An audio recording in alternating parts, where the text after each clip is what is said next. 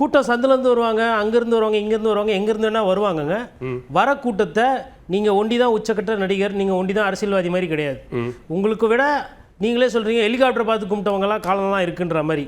அப்படி வந்து அன்னைக்கு எதனா தள்ளுமுள்ளில் எதனா உயிர் சேதம் ஆகியிருந்தாலோ இல்லை மக்களுக்கு பாதிப்பாயிருந்தாலோ அது அந்த கட்சியை தான் சார். அது ஃபஸ்ட்டு ஞாபகம் வச்சுக்கணும். கூட்டம் வருதுன்றதுக்கோசரம் அதை வைத்து ஒரு நல்ல அரசியல் மக்கள் பிரச்சனையெல்லாம் பேசியிருக்காரு. 100 விழுக்காடு அதை வரவேற்கிறேன்.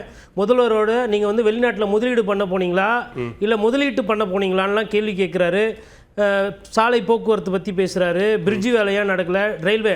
அதில் கூட மத்திய அரசு எந்த கேள்வி கேட்கணும், மாநில அரசு எந்த கேள்வி கேட்கணும்னு தெரியாமல் எல்லாமே லைனாக கேட்குறாங்க.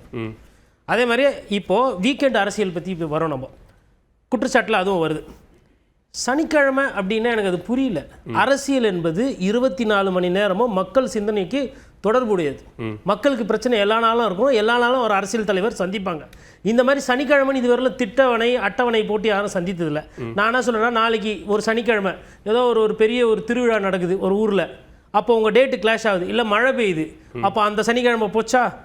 ஏங்க இன்னைக்கு போயிட்டு நீங்க பாத்தீங்க இல்ல, அதுக்கு தான் ஒரு விளக்கம் சொல்றாருல. மக்கள் வார நாட்கள்ல வேலைக்கு போறவங்க இருக்காங்க, மக்களுக்கு இடையூறு ஏற்படுத்த கூடாது, அந்த ரீசன் சொல்றாரு.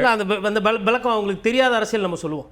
என்ன அப்படின்னா, நீங்க போனீங்க இல்லைங்களா ஸ்பாட்டு, அதுல இருந்து பக்கத்துல கீழ்வெள்ளூர், நாகப்பட்டினம், வேதாரண்யம், நன்னிலம், திருவாரூர், திருத்துறைப்பூண்டி, மன்னார்குடி, மயிலாடுதுறை, பூம்புகார், சீர்காழி, கிட்டத்தட்ட 10 சட்டமன்ற தொகுதி இருக்குது. இந்த 10 சட்டமன்ற தொகுதி எடுத்திங்கன்னா ஒரு 25 லட்சத்துலேருந்து 35 லட்சம் பேர் இருப்பாங்க மக்கள்.